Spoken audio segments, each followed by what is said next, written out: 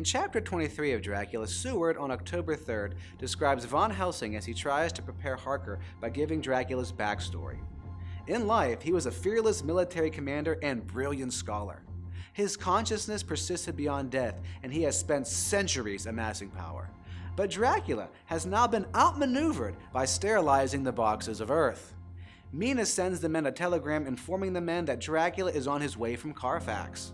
When Dracula springs into the room, the men hesitate. Harker attacks him with a kukri knife, but Dracula evades the blow. Then, Seward advances holding out the crucifix and wafer, causing Dracula to cringe in pain, so he lunges to the floor and flings himself through a window. From the yard below, he boasts that Mina and Lucy belong to him. Soon, more will too. Van Helsing says the hunt is on and Dracula is afraid. They free Lucy's soul for heaven, their destruction of Dracula will free his. Harker exclaims he'd rather send Dracula to deepest hell. Mina prays for God to excuse his words, spoken under duress. Everyone cries over Mina's sweetness. Van Helsing gives Mina a bell to ring an alarm. The men take shifts, guarding the room. On October 4th, Harker reveals he is tortured by the threat of the last box of Earth. He wakes suddenly. Mina has heard a sound in the hallway. It's Morris, who assures them that they'll never be without a guard that night. The Harkers sleep nearly till dawn.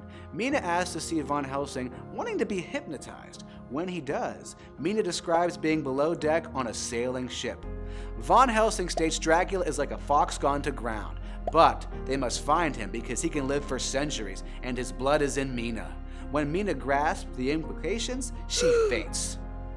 Harker is the only male character who goes through changes as dramatic as Lucy and Mina.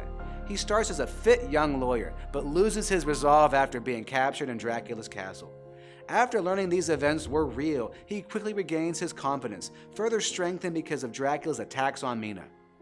Van Helsing provides more vampire lore in this chapter, and Mina turns the men away from hate, even when she herself should hate Dracula the most. In the end, she proves superior by pitying him.